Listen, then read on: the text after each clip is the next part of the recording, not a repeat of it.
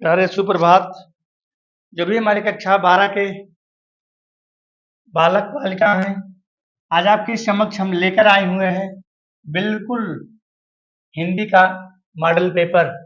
कैसे आप सॉल्व करेंगे और कैसे आप 97 अंक या फिर 98 अंक परीक्षा में पाएंगे।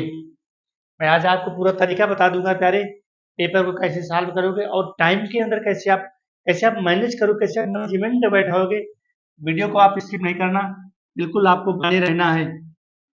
यहाँ पर समय आपको मिलेगा प्रारंभ के 15 मिनट प्रश्न पत्र पढ़ने के लिए है।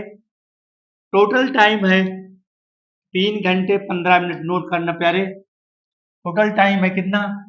3 घंटे 15 मिनट। 3 घंटे 15 मिनट का टोटल टाइम है आपके लिए। यहाँ पर ध्यान दीजिएगा। और इस पत्र में 2 खंड हैं, ठीक है? 2 खंड है और दोनों खंडों के उत्तर आपको देने हैं। ये सामान्य हिंदी वालों के बच्चों के लिए है, जनरल हिंदी वाले जो हमारे बच्चे हैं उनके लिए पेपर है। मैं भी आपको 10 मिनट के अंदर पूरा मॉडल पेपर सॉल्व करा देता हूँ और इस प्रकार से आप वीडियो पर अगर आप बने रहते हैं तो मैं आपको बिल्कुल सारे तरीके पहले आपको मैं बता दूंगा। चलो शुरू करते हैं। यहाँ पर ध्यान दीजिएगा, जो हमारा क्वेश्चन है क्वेश्चन को ध्यान दीजिएगा, ठीक है प्यारे? क्वेश्चन को बिल्कुल ध्यान दीजिएगा, मैं सॉल्व करा रहा हूँ आपको। ये आपका प्रश्न है, शिक्षा का उद्देश्य। ध्यान दीजिएगा, शिक्षा का उद्देश्य निबंध के लेखक हैं। तो शिक्षा का उद्देश्य निबंध के लेखक हैं महात्मा गांधी। इसमें से चारों ऑप्शन रॉन्ग है, इसको आप पहले नोट कर लीजिएगा अलग से। ये महात्मा गांधी है, महात्मा गांधी है, ठीक है? इसको आप नोट कर लीजिएगा अलग से। ये क्वेश्चन रॉन्ग है, आंसर इसमें टाइप करने में त्रुटि हो गई है। अगला हमारा है लल्लू लाल की कृति या फिर लल्लू लाल की रचना। ऑब्जेक्टिव हो सकता है इस बार OMR दे दे और आपको 20 नंबर करने पर, नहीं देगा तो 10 नंबर तो आएगा ही, ठीक है? लल्लू लाल की रचना कौन सी है? प्रेम सागर है, ठीक है? रानी की कहानी क्या है? इंशाल्लाह की है। परीक्षा गुरु किसका है? वो उनका है लाला श्रीनिवास का। और अशोक सागर किसका है? ये है उनका लल्लू लाल का हो गया, ये इनका हो गया, देखो भी याद नहीं आ रहा है। और ये हमारा अगला है पर्दा कहानी के लेखक यशपाल है, ठीक है? अगला हमारा है आवारा मसीहा, ये है इसके विष्णु प्रभाकर। इस प्रकार से आपको ऑब्जेक्टिव क्वेश्चन ध्यान देना है। हम आगे चलते हैं, इसको ऊपर करते हैं। पर्दा कहानी के लेखक, ठीक है? पर्दा कहानी के लेखक, ध्यान दीजिएगा। पर्दा कहानी के लेखक दोस्तों, बहुत ही बेहतरीन प्रश्न आपके लिए मैं आज लाया हुआ हूँ। पर्दा कहानी के लेखक, यहाँ रुको भाई, क्यों भग रहे हो? पर्दा कहानी के लेखक कौन है हमारे? ये पर्दा कहानी लेखक हमारे हो गए यशपाल, ठीक है? आवारा मसीहा के रचनाकार, आवारा मसीहा के रचनाकार है विष्णु प्रभाकर। बहुत बेहतरीन प्रश्न है। और ये क्या है? बाण भट्ट की आत्मकथा के लेखक, तो बाण भट्ट की आत्मकथा के लेखक हजारी प्रसाद द्विवेदी हैं, ठीक है? और इसके बाद कामायनी किस युग की रचना है? कामायनी छायावादी युग की रचना है। कामायनी किस युग की रचना है? ये आपका प्रश्न है, कामायनी किस युग की रचना है? ये छायावादी युग की रचना है, ठीक है?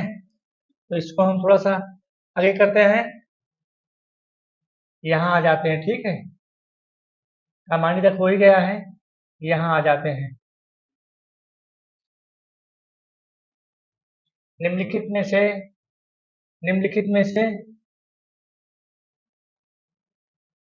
थोड़ा सा नीचे करते हैं, हाँ यहाँ।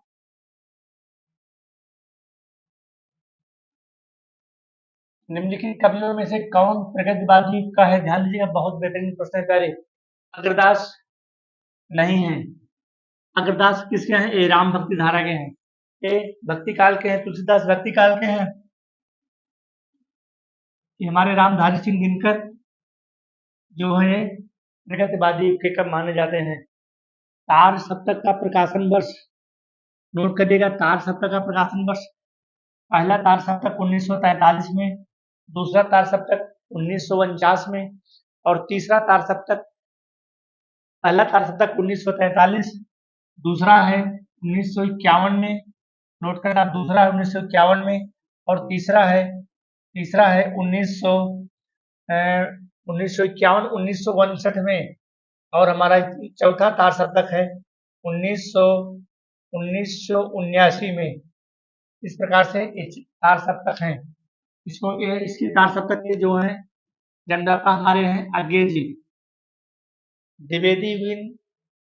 द्विवेदी युग की रचना नहीं है, बहुत बेहतरीन प्रश्न है दोस्तों। द्विवेदी युग की रचना नहीं है, कौन है? कामायनी किस युग की रचना है? छायावाद की है। साकेत किसका है? साकेत है मैथिली शरण गुप्त का, इसमें 12 सर्ग हैं, और प्रिय प्रवास हरिओद्र का है, इसमें 17 सर्ग हैं।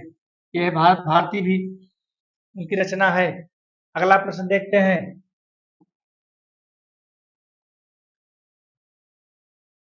अगला प्रश्न है, यहाँ ध्यान दीजिएगा दोस्तों, बहुत बेहतरीन प्रश्न आपके लिए मैंने लाया हूँ।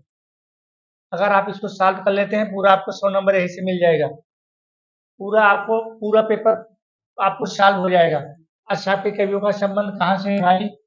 अष्टछाप के कवियों का संबंध यहाँ पूछ रहा है। अष्टछाप के कवि कौन है? चार कवि हो गए वल्लभाचार्य के, और 4 कवि हो गए विठल लाल के। वल्लभाचार्य के 4 कवि कौन है? वल्लभाचार्य के 4 कवि हैं, ठीक है। वल्लभाचार्य के 4 कवि हैं सूरदास, नंददास और कृष्णदास और परमानंद दास। वल्लभाचार्य के 4 कवि हो गए, और विठल लाल जो वल्लभाचार्य के पुत्र हैं, विठल के 4 कवि हैं स्वामी गोविंद स्वामी, और इसके बाद चतुर्भुज दास और एक है नंददास। 4 इनके हो गए, यही मिलके क्या बना है? अष्टछाप बना है। क्या बना है? अष्टछाप। और इसकी स्थापना कब हुई थी दोस्तों? 1565 में। इसको भी नोट कर लीजिएगा। अष्टछाप की स्थापना कब हुई थी? 1565 में। अष्टछाप के कवियों का संबंध भक्ति काल की किस शाखा से है? अष्टछाप के कवियों का संबंध भक्ति काल की कृष्ण शाखा से है, ठीक है, चूंकि सूरदास कृष्ण भक्त शाखा के कवि माने जाते हैं। इसके बाद हमारा आ जाता है गद्यांश। चलो गद्यांश देखिए भाई, गद्यांश आपका है, यहाँ गद्यांश है। गद्यांश आपको पढ़ना है, ये पहले पाठ से लिया गया है। हमारे जो वासुदेव शरण अग्रवाल जी हैं उसी पाठ से आपका गद्यांश है। धरती माता की कोख में जो अमूल्य विद्या भरी है, जिनके कारण वह वसुंधरा कहलाती है, उससे कौन परिचित न होना चाहेगा। लाखों करोड़ों वर्ष। यहाँ पर आपको लिखना है संदर्भ। क्या लिखना है? संदर्भ। प्रस्तुत गद्यांश हमारी पाठ्य पुस्तक हिंदी के राष्ट्र का स्वरूप नामक पाठ से लिखे हमारे वासुदेव शरण अग्रवाल जी हैं। धरती वसुंधरा क्यों कहलाती है? वसुंधरा क्यों कहलाती है? क्योंकि अपनी कोख में अमूल निधियों को भरा है। देखो आपके सामने ऑप्शन है प्यारे, बिल्कुल क्या है? धरती माता की कोख में अमूल निधियां भरी पड़ी हैं। अगला है रेखांकित अंश की व्याख्या। तो जो यहाँ पर रेखा क्या है, इसकी व्याख्या को कर देनी है। पृथ्वी की देह को किसने सजाया है? पृथ्वी को देह को किसने सजाया है? पृथ्वी की देह को, क्या देखो, पृथ्वी की देह को, ठीक है, देवताओं ने सजाया है। किसने सजाया है? देवताओं ने सजाया है। भाभी आरती का बुद्धे है, तो हमें क्या करना चाहिए? हमें सबकी जांच पड़ताल करनी चाहिए, ठीक है। अगला हमारा है, ये अथवा में है अशोक का फूल, हजारी प्रसाद द्विवेदी। हुआ तो इसको करोगे प्यार, या तो इसको करोगे। ये अथवा में है, ये हजारी प्रसाद द्विवेदी का है, ठीक है। नीचे आ जाते हैं, यहाँ पर पद्यांश में दुर्बलता का चिन्ह विशेष शपथ है प्रबलादित्य के लिए। इसका है भाई, ये मैथिली शरण गुप्त का है। इसका है ये मैथिली शरण गुप्त का, इसका है मैथिली शरण गुप्त का, ध्यान दीजिएगा, नोट कर दे रहा हूं। ये है मैथिली शरण गुप्त का है। इसको आपको पढ़ना है और यहाँ पर इसके आंसर देना है। पद्यांश का संदर्भ, प्रस्तुत पद्यांश हमारी पाठ्य पुस्तक हिंदी के जो है मैथिली शरण गुप्त जी के द्वारा रचित है।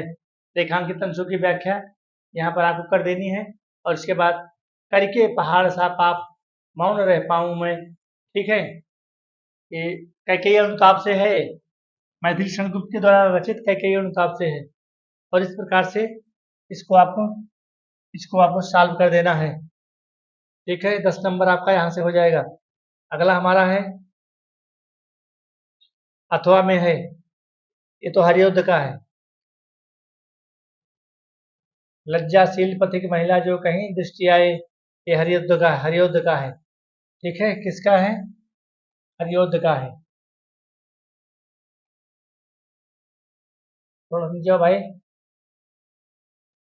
दिखा देते हैं बच्चों को।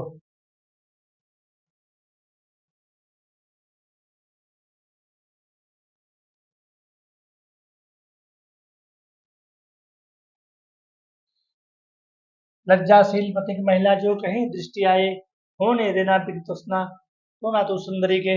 ये हरियों जी की रचना है। उपयुक्त पद्यांश का संदर्भ पद्यांश हमारी पाठ्य पुस्तक। ठीक है, ये हरियों जी की रचना है, राधा के मिलन से लिया गया है। और एक आगे की व्याख्या। राधा राधा लज्जाशील पथिक महिला के विषय में क्या कहना चाहती हैं? कहना ये चाहती हैं कि अय हवा, उस महिला के वसना को, उस महिला के वस्त्र को आप उसको हटाने की कोशिश मत करना। होठों की और कमल दल मुख में अलंकार, यहाँ पर उपमा अलंकार है। कौन सा अलंकार है? उपमा अलंकार है, नोट कर लीजिएगा। यहाँ उपमा है। जलद माने होता है बादल। कृषक ललना का अर्थ, कृषक ललना अर्थात कृषि, जो जो महिला होती है, कृषक ललना है, जो महिला होती है उसी का नाम है कृषक ललना। ठीक है, चलो आगे चलते हैं भाई। इस प्रकार से मॉडल पेपर आपको इसी प्रकार से आपको मिलता रहेगा दोस्तों। अगला हमारा है 5वां प्रश्न, देखिए इसको। यहाँ पर आपको क्या लिखना है? साहित्यिक परिचय लिखना है। अब ये क्या हो गया? 5 नंबर का हो गया। इसमें से आचार्य हरित प्रसाद द्विवेदी हैं, अब्दुल एपीजे कलाम है, बहादुर शरण अग्रवाल है। इनमें से किसी एक को आपको लिख देना है। और यहाँ पर साहित्यिक परिचय मधुसूदन शरण गुप्त, या तो इसको एक गद्य का है, एक पद्य का है। ठीक है, एक गद्य का है और एक पद्य का है। यहाँ आप लिख सकते हैं बहादुर अथवा पंचलाइट कहानी। ये देखिए यहाँ पर कहानी को भी आप 80 शब्दों में लिखना है। या तो बहादुर है, पंचलाइट है, या तो फिर ध्रुव यात्रा कहानी की कथा वस्तु। और इसके बाद एक खंड काव्य है जो डिस्ट्रिक्ट वाइज बटा रहता है, जिसका जो जिला होगा, जैसे हमारे यहाँ प्रतापगढ़ है तो हमारे यहाँ चलता है सत्य की जीत। ठीक है, हमारे प्रतापगढ़ डिस्ट्रिक्ट में सत्य की जीत चलता है। और ये आपका संदर्भ सहित क्या है? व्याख्या लिखनी है। ये भी 7 नंबर का है। इसको आप यहाँ पर सॉल्व करके पूरा नंबर लेंगे। महामना विद्वान वक्ता धार्मिक देना पढ़ो। ठीक है, इस प्रकार से आप इसको पढ़ करके आंसर देंगे और यहाँ पर आप 7 नंबर पूरा इसको भी लेंगे। ठीक है, इसको नहीं आता तो अथवा में आप कर सकते हैं। और एक व्याख्या गद्य की रहेगी, एक व्याख्या दोस्तों पद्य की रहेगी। नमे योजते भद्र, ये उलूप पाठ से है। ठीक है, और यहाँ पर क्या है? अरे मुहावरा लिखना है। ठीक है, यहाँ पर आ गया क्या? मुहावरा। देखो 2 नंबर का मुहावरा, तलवार की धार पर चलना। ठीक है, तलवार की धार पर चलना। ठीक है, मतलब टका सा जवाब देना, दाल में काला होना, नमक मिर्च लगाना, ये सब क्या है आपकी? ये सब क्या है आपके? मुहावरे हैं, लोकोक्तियां हैं। और यहाँ पर एक आपके गद्यांश से पूछेगा, इसको पढ़ करके आप इनमें से आंसर देना है। इस प्रकार प्यारे मैंने आपको पेपर दिखा दिया और इस प्रकार से आपको सॉल्व करना होगा। ध्यान रखिए। ठीक है, यहाँ क्या है? ये पूछा है शब्द युग्म। ठीक है, क्या पूछा है? शब्द युग्म का चयन करना है। यहाँ पर है चयन करना है कौन सा शब्द युग्म सही है। ठीक है, यहाँ पर ऑप्शन दिया है विवश, वसन, व्यसन, विवश व्याकुल, कवच और भोजन, वस्त्र और आदत, विस्तार और अवधि। ठीक है, तो ये पहला है वसन व्यसन। इससे आपको ए बी सी इनमें मिलाना है। ठीक है, ये जो दिया है इसको पहले पढ़ो, या तो ये सही होगा, या तो ये सही होगा, या तो ये सही होगा। इन चारों में से कोई एक सही है। वसन माने होता है कपड़ा। ठीक है, अब व्यसन माने होता है तो हमारा ये ऑप्शन राइट हो गया। वसन माने होता है वस्त्र और व्यसन माने होता है आदत। ठीक है, बाकी ऑप्शन हमारे क्या हैं, रॉन्ग है। इसी प्रकार से ऊपर चलते हैं। विस्तार और अवधि क्या पूछा है?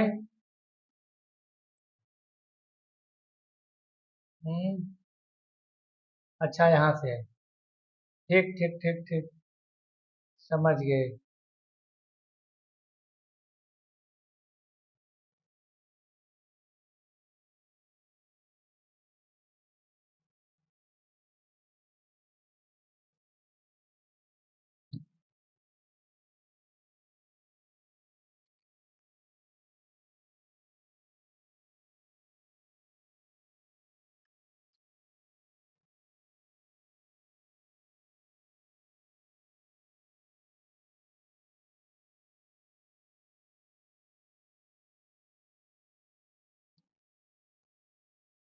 यहाँ बादल समुद्र, और यहाँ पर इसको आपको सॉल्व कर देना, यहाँ पर एक शब्द लिखना है, ठीक है, जो भी इसमें आपको लगे। और यहाँ पर ये हमारा हो गया रस, छंद, अलंकार, और एक आपको लेटर और आपको एक पत्र। दोस्तों, अगर वीडियो हमारा आपको अच्छा लगे तो लाइक और सब्सक्राइब जरूर करना।